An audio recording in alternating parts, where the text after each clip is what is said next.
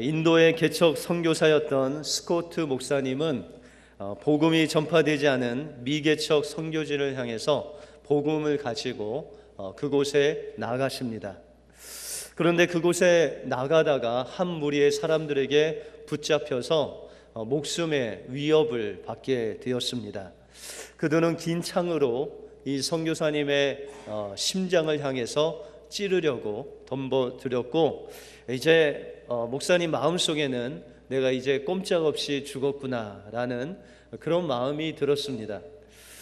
그러나 하나님께서 함께 하시고 성령께서 도와주시는 그 확신이 있었기 때문에 그가 늘 가지고 다녔던 바이올린을 꺼내서 그가 그 바이올린을 켜면서 그 원주민의 언어로 그 찬양을 불렀습니다.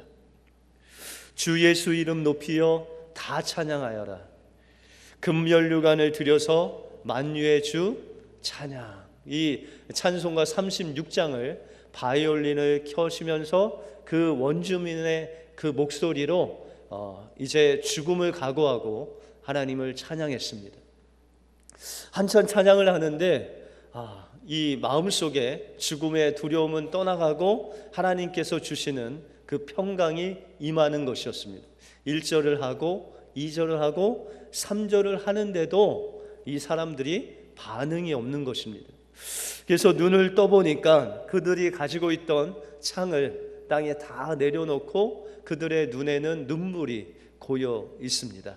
그리고 그들이 이 선교사님께 질문을 하기를, 당신이 부르는 그 찬양을 받으실 그 높으신 이름을 가진 분이 누구십니까? 우리에게 좀 가르쳐 주십시오라는 것이었습니다. 그래서 선교사님이 그들과 함께 집으로 돌아가서 수년 동안 그 높으신 이름을 계속 전하고 수많은 영혼들을 주님께로 인도하는 놀라운 선교의 열매를 맺었다는 것입니다. 여러분들, 주님이 함께 하시고 또 주님이 영광 받으시면 그곳에 어떠한 사람이 있든지 간에 그들의 마음문을 열어주셔서 그들을 하나님께로 인도하시는 놀라운 주님의 능력이 바로 성령님의 능력인 것입니다. 성령님이 함께 하시면 죽음도 우리를 감당치 못하는 그 능력을 체험하는 것이 바로 성령님이 함께 하시는 능력이라고 말씀하고 있다는 것입니다. 이 능력을 가지고 세상에서 승리하시는 여러분들의 삶이 되시길 바랍니다. 오늘 본문을 통해서 이 성령님은 어떤 분이시고 또 성령님을 어떻게 우리가 체험하고 성령님이 주시는 그 열매를 맺을 수 있는지 오늘 본문을 통해서 살펴보도록 하겠습니다. 먼저 성령님은 어떤 분이시고 우리는 어떻게 성령님을 알아갈 수 있는지를 오늘 본문을 통해서 살펴보겠습니다. 먼저 성령님은 우리가 생각하는 그런 능력이나 에너지나 아니면 불같은 그런 성령님이 아니십니다. 성령님은 우리가 아는 삼위일체 중에 한 분이신 하나님의 영으로서 인격적인 하나님이시라는 것입니다.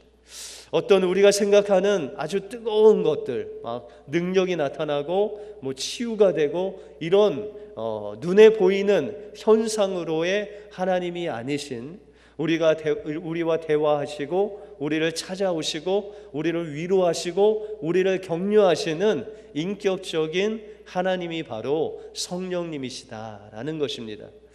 그래서 우리가 예수 그리스도를 믿을 때 우리는 우리의 영이 거듭납니다.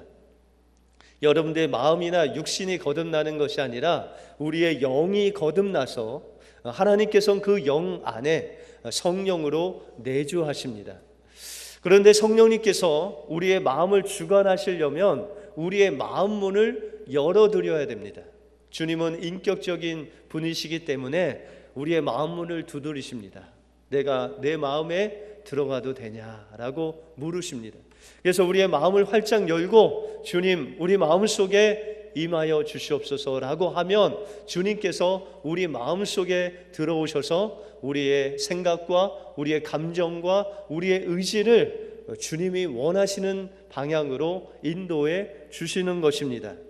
그러면 이 주님을 만나는, 알아가는 그 단계에 대해서 함께 나누려고 합니다. 첫 번째, 우리가 예수님을 영접했을 때 성령님께서 우리 영 안에 내주하십니다. 여러분들 예수 믿을 때 성령 받으셨죠? 예전에 구약에는 이 하나님을 믿어도 성령님이 옷 입혀지었다가 다시금 옷이 벗겨지는 일들도 있었습니다. 그러나 우리가 예수 그리스도를 믿고 주님께서 십자가의 보혈과 그 부활의 능력으로 우리를 구원하신 후에 승천하셨습니다. 이제 주님을 믿는 자마다 우리가 거듭나는 놀라운 은혜를 경험합니다. 그런데 성령님께서는 언제 오시느냐? 바로 우리가 예수님을 구주로 영접할 때 성령께서 우리의 영 안에 내주하게 되신다는 것입니다. 다시 말해서 그 성령님께서 우리의 영 안에 오셔서 우리와 함께 하시는 놀라운 은혜를 베풀어 주신다는 것입니다.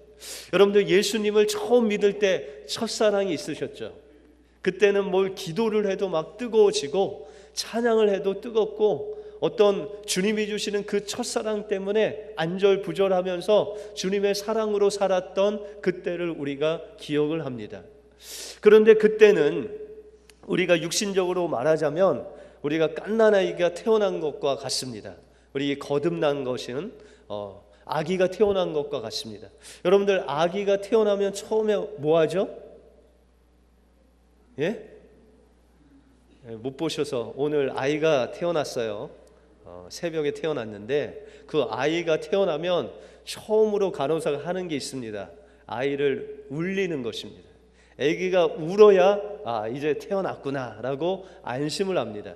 근데 여러분들 이 갓난아기 아이가 이렇게 자라면서 주로 하는 일이 우는 것 아니면 먹는 것, 주로 하는 것, 자는 겁니다.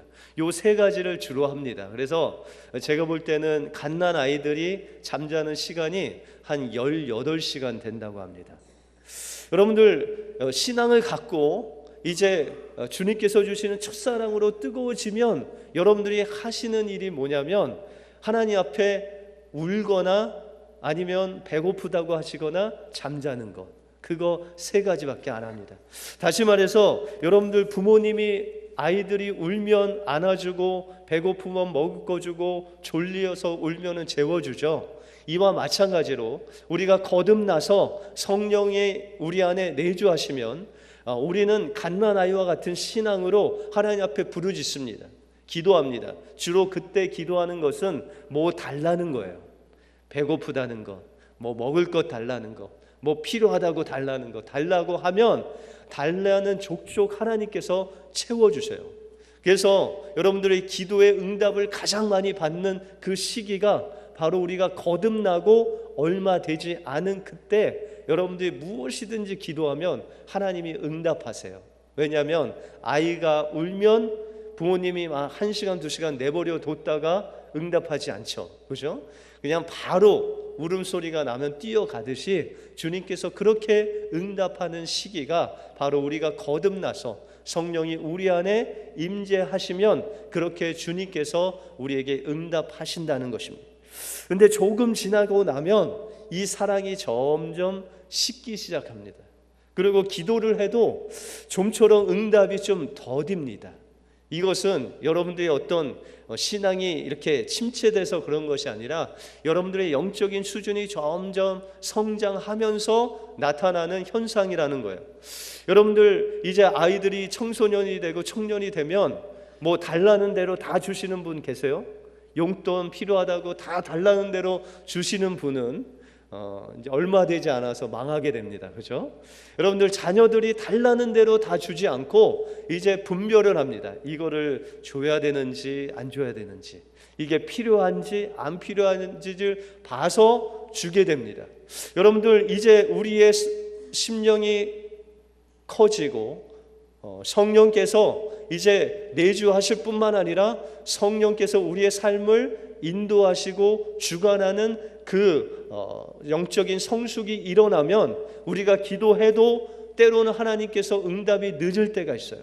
그런데 이제는 하나님께 기도하고 응답받는 그 시기는 좀 늦춰지지만 한번 하나님이 은혜를 주시면 전보다 더 큰 은혜, 전보다 더 큰 사랑을 느끼게 되는 것을 우리가 체험하게 된다는 것입니다. 그것이 바로 우리의 영적인 수준이 높아지고 성령께서 여러분들의 마음을 주관하는 그 퍼센티지가 높아지면 높아질수록 여러분들이 주님을 이해하고 여러분들 따르고 또한 주님의 마음을 조금씩 알아가는 그런 성령의 인도하심이 있다는 것입니다. 마지막에는 우리가 성숙해지면 주님께서 우리에게 때로는 주시는 그 은혜 때문에 고난을 받고 때로는 희생이 감수하더라도 하나님께서 주시는 그 은혜를 받기 위해서 우리가 담대함으로 믿음으로 살아가게 된다는 것입니다. 여러분들, 때로는 우리 자녀들이 이제 결혼을 하고 또 아이를 낳고 아이를 기르다 보면 이제 부모님 마음을 이해하게 됩니다. 아, 부모님이 이렇게 우리를 키우셨나라는 그런 생각을 합니다. 진자리 마른 자리 갈아 뉘우시고, 그 말이 이제 막 몸으로 체험하게 됩니다. 우리가 성령의 지배함을 받고 우리가 성령의 충만한 은혜를 누리면서 살아가게 되면 우리가 기도 응답을 받지 않아도, 때로는 정말 우리에게 고난과 아픔이 있어도 그 가운데서도 하나님께서 주실 그 은혜의 크신 은혜를 바라며 소망하며 심지어는 감사하면서도 그 때를 기다리게 된다는 것입니다. 이것이 성령께서 우리의 삶을 또 우리의 마음을 주관해 주시는 그 성장하는 과정이라는 것입니다.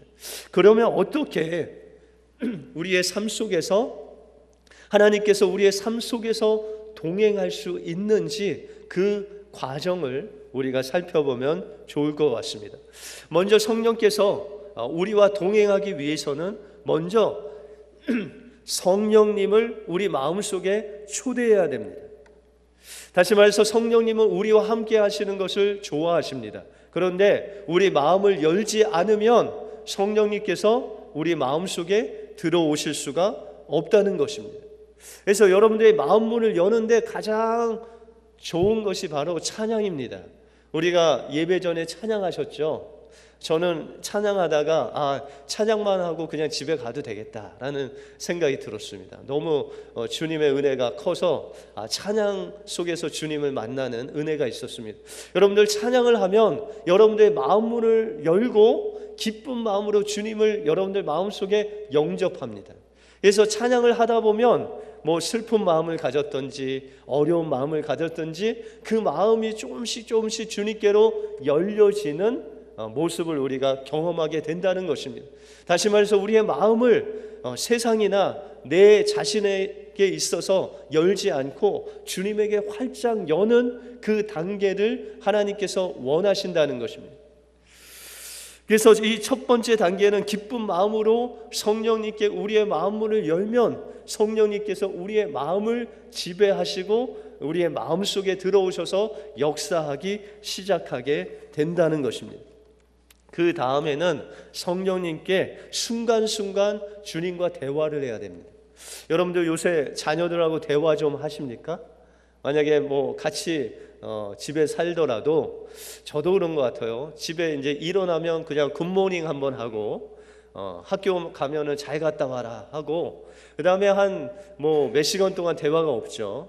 그러다가 이제 집에 오면 잘 왔냐 하고 이제 식사하고 마지막에 잘 자라 라고 하는 것이 거의 자녀들하고 대화가 끝입니다. 여러분들 성령님하고도 어떤 대화를 하십니까? 여러분들 일어나시면 굿모닝 성령님 하시고 여러분들 출근하시고 한 2시간 있다가 성령님 잘 계시죠?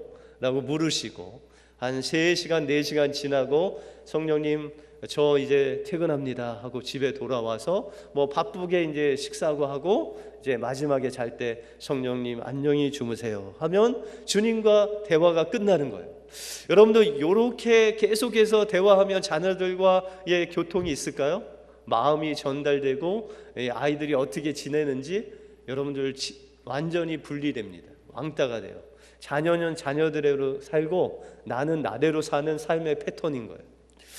그러면 이제 우리가 성령님과 조금 더 가까이 가기 위해서는 여러분들 조그마한 거 하나하나, 여성분들이 좀 잘하는 것 같아요. 자녀들에게 야, 너 오늘 학교에서 뭐 있었니? 너 선생님한테 질문을 했니? 뭘 배웠니? 이렇게 자꾸 물어요. 근데 남자들은 대답이 그냥 그렇죠. 그냥 선생님이 잘했고 그냥 공부 잘했어, 이걸로 끝나요. 근데 여자아이들은 뭐 선생님이 책을 읽어줬는데 내가 뭐 손을 들고 물었다는 둥, 뭐 이런 대화가 오가는 거예요. 그렇게 대화가 오가는 것처럼 성령님께 자꾸 질문하고 듣고 말하고 대화하는 그 삶을 통해서 여러분들 마음의 중요한 부분이 세 가지가 있습니다. 그것이 바로 여러분들의 의지와 여러분들의 생각과 여러분들의 감정이에요. 여러분들 자세히 생각하면 여러분들의 마음이라고 하는 그 부분에 여러분들이 생각한 대로 행동하고 여러분들이 느끼는 대로 행동하고 여러분들이 의지대로 하죠. 아무리 제가 여러분들에게 이렇게 살라고 해도 여러분들의 마음이 변하지 않으면 그냥 여러분들 마음이 흐르는 대로 사시는 거예요.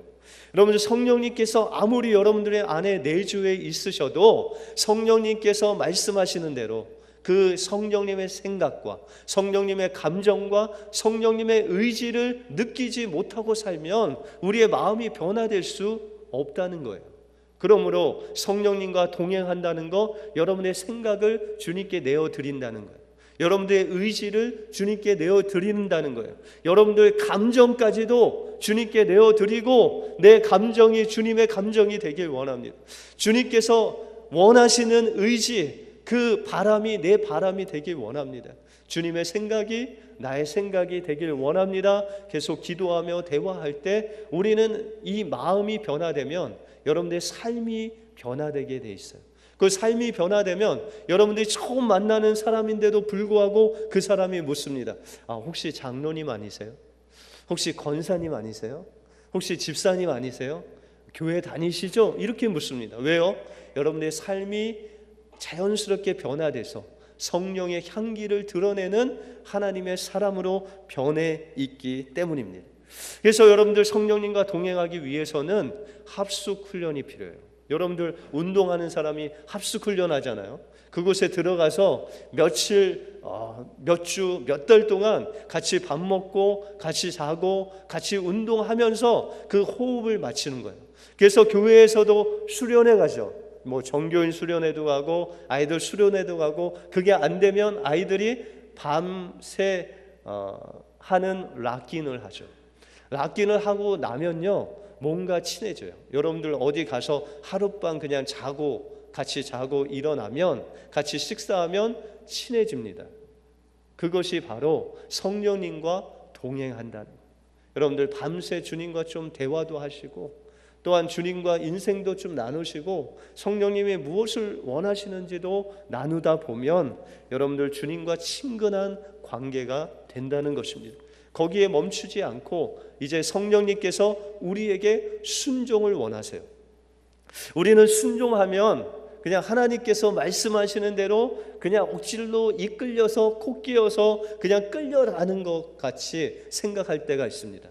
우리가 십자가에 우리 자신을 못 박아야 된다고 하면 왠지 고난을 받아야 될 것 같고 왠지 고통을 좀 받아야 되는 그런 것이 순종이라고 생각합니다. 근데 오늘 본문에 보면 육신의 소욕과 성령의 소욕이 있다고 17절에 말씀하고 있습니다. 다시 말해서 우리 마음속에는 두 가지 마음이 있는데 우리의 육신적인 마음과 또한 성령이 원하시는 마음 두 가지가 있다는 거예요. 근데 이 두 가지 마음이 늘 선택의 기로에 놓인다는 것입니다. 내가 주님을 선택하느냐 아니면 내 마음대로 하느냐, 이 선택이 바로 순종이라는 거예요. 여러분들 순종이 어떤 것이 아니라 우리가 어떠한 삶을 통해서 선택의 기로에 있을 때 우리의 마음대로 우리의 생각대로 그것을 선택하는 것이 아니라 주님이라면 무엇을 선택하셨습니까? 주님의 마음을 알고 주님이 원하시는 대로 선택하고 행하는 것이 바로 순종이라는 것입니다. 그래서 이 순종이라는 단어에는 내가 죽는다라는 것이 포함되어 있습니다. 어르신들은 가끔 이제 이야기하다가 내가 성질이 많이 죽었다라고 말씀하시죠. 그죠? 성질 아직 안 죽으셨어요?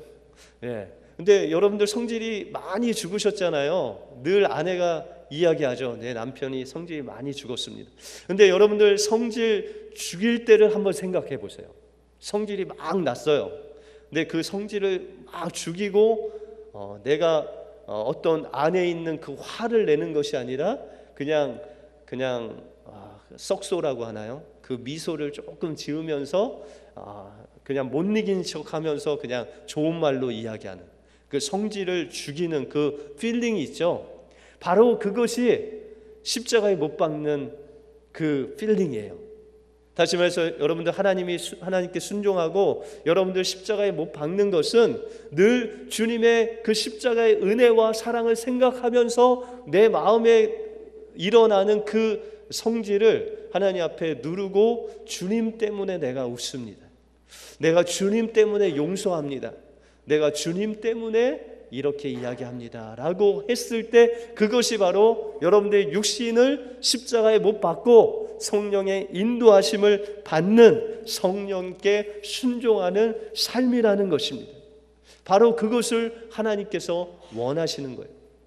그런데 여러분들 이렇게 살아가다 보면 하나님께서는 성령의 열매가 맺혀진다라고 말씀하고 있습니다. 근데 여러분들 성령의 열매는요 그냥 타고나는 성품이 아니에요. 여러분들 태어나서 이제 자라면서 저 사람은 태어나면서부터 온유해, 저 사람은 착해, 저 사람은 법 없이도 살 수 있어.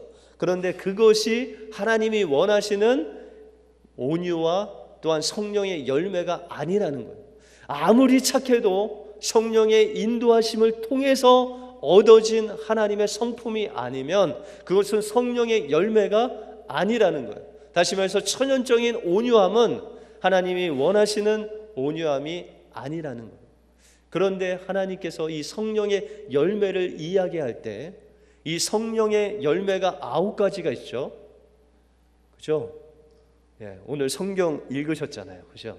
9가지가 있습니다. 근데 이 성령의 열매 9가지를 주님이 말씀하시기를 성령의 열매들이라고 말씀하시지 않고 성령의 열매는 이라고 하면서 9가지를 열거하고 계십니다. 다시 말해서 성령의 열매는 이 9가지가 하나라는 거예요.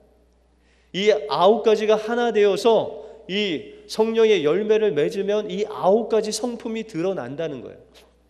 여러분들 십계명을 아시죠? 십계명이 하나님을 대한 4가지 계명과 인간에 대한 6가지 계명 10가지가 있는데 여러분들 십계명 9가지를 잘 지켰는데 한 가지를 범했어요. 그러면 십계명을 지킨 겁니까? 범한 겁니까? 지킨 거예요? 범한 거예요? 예, 십계명을 지키지 않은 게 되는 거예요. 이와 마찬가지로 성령의 열매가 맺어지는데 사랑은 있는데 희락은 없어요. 사랑은 있는데 마음에 기쁨이 없어. 그러면 성령의 열매가 온전히 맺어진 게 아니에요. 여러분들 마음속에 사랑이 막 일어나면 기뻐하게 돼 있어요. 기뻐하게 돼 있으면 그 마음속에 온유한 마음이 생기게 돼요. 그리고 그 온유한 마음이 생기면은 오래 참아요. 여러분들 많이 들어본 말씀 같지 않아요? 여러분들 고린도전서 13장에 보시면 사랑장이 나옵니다. 근데 이 사랑이 없이 은사를 행할 수 있고 사랑이 없이 구제할 수 있고 사랑이 없이 희생할 수 있다는 거예요. 근데 사랑이 없으면 그 희생과 구제와 그 은사가 아무것도 아니다라고 말씀하고 있다는 것입니다. 다시 말해서 성령의 열매의 근거는 주님의 그 십자가의 사랑이 근거가 되어서 사랑의 열매 속에 그 희락과 오래 참음과 절제와 양성과 그 모든 것들의 근거가 바로 주님의 사랑이 된다는 것이에요. 여러분 이 사랑 없이 행하면은 주님께서 바리새인들을 책망한 것 같이 그냥 형식적인 신앙생활이 된다는 거예요. 여러분들 바리새인들과 형식적인 그 신앙생활이 되면 그들이 잘하는 게 뭔지 아세요? 법을 따지는 거예요. 여러분들 교회에서 법을 따지면요 사랑이 없는 거예요. 은혜가 떨어진 거예요. 그리고 이 법을 따지게 되면 그 법의 잣대로 사람들을 판단하게 돼 있어요. 저 사람은 하나님이 이렇게 살라고 그랬는데 이렇게 못 사네, 이렇게 되는 바리새인적 신앙생활로 전락하게 된다는 것입니다. 그러므로 성령의 열매는 철저하게 우리의 육신적인 생각, 의지, 감정을 하나님 앞에 내려놓고 성령께서 인도하시는 성령의 생각과 성령의 감정과 성령의 그 사랑을 가지고 우리가 행할 때 하나님께서는 우리를 하나님의 그 성령의 열매를 맺게 하시는 놀라운 은혜를 우리에게 베풀어 주신다는 것입니다. 주님은 내가 내 자신을 내어드린 만큼 나의 주인이 되시고, 주님은 내가 내 소원과 내 육신의 욕심을 내려놓은 만큼 주님의 그 사랑으로 우리의 마음을 채워주셔서 하나님의 그 성령의 충만한 삶으로 인도하신다는 것입니다. 성령님이 찾아올 때 기쁜 마음으로 여러분들 마음을 여시기 바랍니다. 그리고 그 주님과 함께 매 시간마다 대화하시고 상의하시고 기도하시길 바랍니다. 그리고 주님께서 우리에게 말씀하시는 그 말씀으로 우리가 육신적인 것을 선택하는 것이 아니라 주님을 선택함으로 인해서 하나님께서 주시는 그 성령의 열매가 여러분들의 삶 속에서 맺어지기를 주님의 이름으로 축원드립니다. 기도하겠습니다.